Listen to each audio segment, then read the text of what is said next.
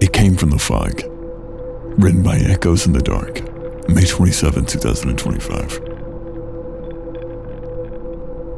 The blaring of my alarm jolted me awake at 2:45 a.m. sharp. This ungodly hour had become routine for me. I'm getting married soon and every extra hour of overtime mattered. 2 hours a day may not seem like much, but they do add up quickly. I silenced the alarm and moved through my usual morning ritual. Brushed my teeth, washed my hair, and slicked it back with gel. Everything felt ordinary until I stepped outside. That's when I saw it, the fog. Not the thin fleeting mist you would expect, but a dense suffocating fog so thick that I couldn't even see the edge of my own backyard. It wasn't just fog, it was something out of Silent Hill. The dense fog made me uneasy. Visibility was practically non-existent. Still, it was 3 a.m. and I convinced myself that I would be fine. I stepped outside and walked to my car. Its silhouette was barely visible through the mist. Sliding into the driver's seat, I started the engine. That's when it hit me. A strange, gnawing sensation, like I was being watched. I froze for a moment, scanning the yard and the surrounding haze. Nothing, just the fog, thick and impenetrable. I shook it off, blaming the discomfort on my usual unease of the dark. And then I started on my way. The drive wasn't easy. I had to crawl along, straining to make out the faint lines on the road. Anything further than a few feet ahead was swallowed by the fog. Luckily, most of the drive was along the quiet side of the roads, with hardly any of the traffic to worry about. The Christmas lights and random decorations lining the houses helped guide my way. But every so often I'd catch a glimpse of something out of the corner of my eye, like a flickering light briefly obscured by a fleeting moment as if something had darted across the road.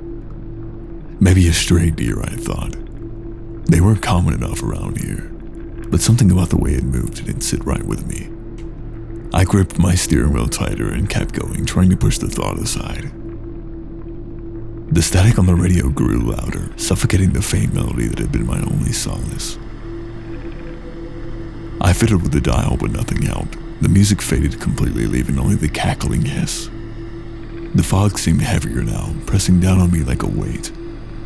And I felt the ache in my leg from an old injury flare-up, sharper and more persistent with every mile. That feeling that I was being watched kept creeping in, stronger than before. Every flicker of light in the distance felt like a signal, a warning that whatever was out there was closing in. The heater in my car must have died, because no matter how high I cranked it, the chill always seeped into the cabin, biting at my fingers and face. It was freezing, impossibly cold, and every breath that I took felt thin and strained. I tried to rationalize all of it, the cold, the static, the lights.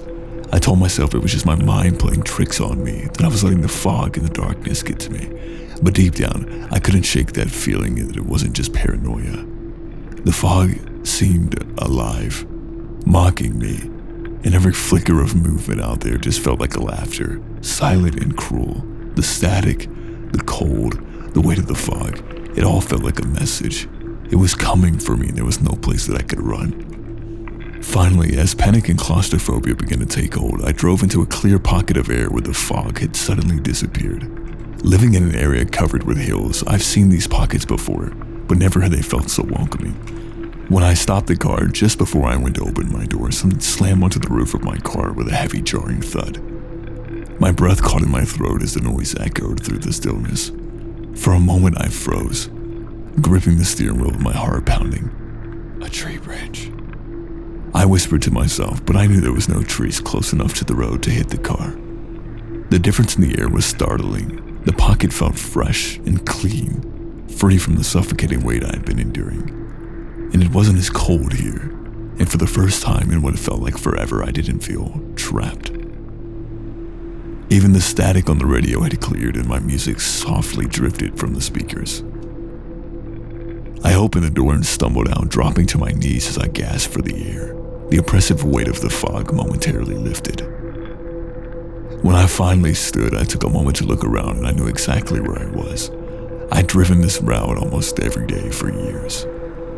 The single streetlight overhead bathed the road in warm yellow light, illuminating the houses nearby, adorned with colorful Christmas lights and a towering Santa inflatable. Behind me, an open field stretched into the dark. As Jingle Bell Rock played on my radio, I used it to ground myself in something familiar. I began to laugh to myself. Though my voice was shaky, I let my imagination run wild, of course. There was nothing out there, just fog and some bad weather. My own paranoia was getting the better of me. I decided to stretch my legs for a moment. I took a quick walk up the road to get a closer look at some of the decorations. Christmas lights and music had always been a comfort to me, a little reminder of the joy in the darkest hours. Taking out my phone, I snapped a picture of the brightly decorated homes. My fiancé would love these, I thought, smiling faintly. Glancing at the screen, I saw the time, 4 a.m. How was that even possible? Had I really been driving for an hour and barely made it a quarter of the way? That didn't make any sense. I wasn't driving that slowly, was I? It was then whenever I saw it. Standing just at the edge of the fog was a figure, tall and impossibly thin. It loomed in the middle of the road. I couldn't make out its features, only its silhouette, sharp and unearthly. It was illuminated by the streetlights. It stood completely still, and I couldn't tell if it was watching me or waiting for something. My breath caught as I realized that the fog was moving again, creeping forward like a living creature, dissolving the only sense of security I had in my little pocket of air. I started running as fast as I could, the cold searing into my bones and the pain in my leg flaring like never before. The silence was overwhelming. It felt like a deafening void that seemed to consume everything around me. Within the fog, the absence of sound became louder than anything I'd ever experienced. As though the world itself had been smothered out. It dulled my senses, disorienting me. And before I realized it, the fog had swallowed me whole. I could barely see my hands in front of my face. Without the protection of the car, I was completely exposed to the oppressive fog, its weight pressing down on me like a suffocating blanket. As I ran blindly, something cold and unyielding clamped onto my calf. I fell hard, slamming into the ground. The burning pain shot up my leg so intensely it felt like my flesh was roasting over an open flame. I froze in terror as I saw it. The creature drug itself forward, each movement slow and deliberate. Its claw-like hand raking across the ground with a sickening scrape. It was all skin and bones, with empty hollow sockets where I should have been, yet somehow it was staring at me, as if it could see every part of my soul. Its twisted, crazy smile stretched unnaturally wide. Its lips cracked and peeling, exposing jagged teeth. The panic that had gripped me earlier returned in full force. I thrashed and screamed. My mind was clouded with fear. With every ounce of strength I had, I kicked its grinning mouth with my free leg. The impact was solid, and for a brief moment I thought I heard it. But instead of reacting in pain, it let go and retreated into the fog, its twisted silhouette disappearing in seconds. As it vanished, I heard it, a guttural, mocking laugh that shed shivers down my spine.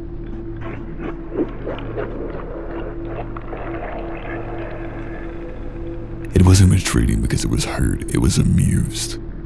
I stumbled to my feet, desperate to find my car. The sense of direction was gone. The fog had turned everything into a swirling, disorienting abyss.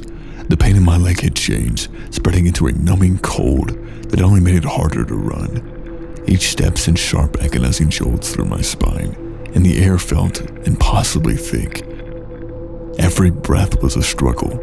I shouted into the emptiness, my voice cracking as I tried to stay grounded to stop myself from succumbing to the panic. And then through the haze, I saw it, the faint glow of my car's headlights. Relief flooded me as my fingers brushed against the cold metal.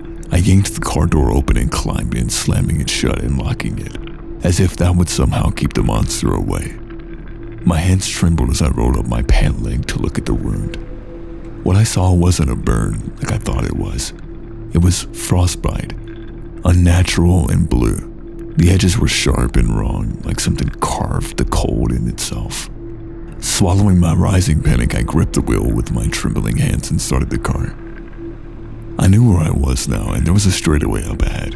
A few turns and I could floor it. It didn't really matter. All I knew was I had to get away. I drove as fast as I could, gripping the wheel so tight my knuckles ached. All I had to do was go straight. Just keep going. The air was blasting from the vents, even though I turned it off, impossibly cold, seeping into my skin. The radio hissed with static no matter how many times I shut it off. It always would come back on. The sound was crawling under my skin. I wasn't hearing it from the speakers at all, but somewhere inside my own head, that monster's guttural laugh echoed over the static, mocking me, tormenting me. It was like it was savoring my fear. And then, cutting through the chaos, I heard a clear voice. Achingly familiar. My fiance's voice. For a brief moment, I thought she was there, right next to me. But when I turned, all I saw was an empty leather seat. My mind raced. I must have accidentally called her when I took that picture of the decorations, right?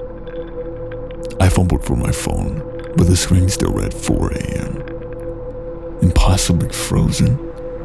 Time wasn't moving. Whenever my eyes made their way back to the road, I seen someone standing in the middle of it. I slammed on the brakes and slowed down. My heart was racing. The figure moved awkwardly like a puppet on strings, jerking and unnatural.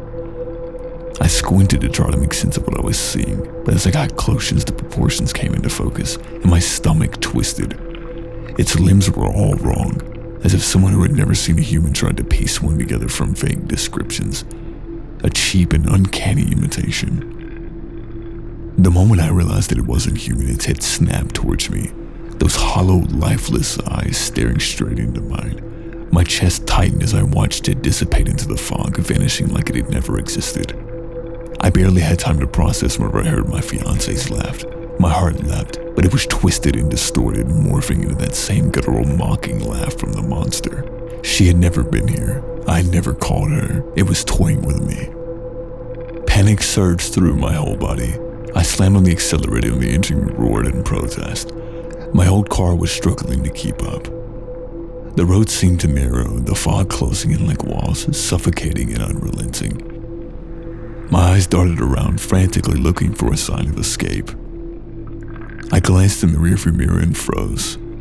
It was sitting there in the back seat, its empty hollow sockets staring directly into mine in the reflection. That twisted grin spreading across its face again. My blood ran cold as I whipped around, but the backseat was empty. That guttural laugh filled the car, reverberating in my skull and drowning out the static from the radio. Still, I continued on. My car couldn't handle the stress I was putting it through. The engine sputtered and coughed, and the dashboard lights began flickering like a dying heartbeat, and the headlights dimmed to a faint glow. And then finally, with one last groan, the engine died and the car rolled to a slow stop. No, I said, slamming my hands against the wheel. I begged and I cursed and I pleaded with the car to keep going, but it was done. It was over. And then I heard it again.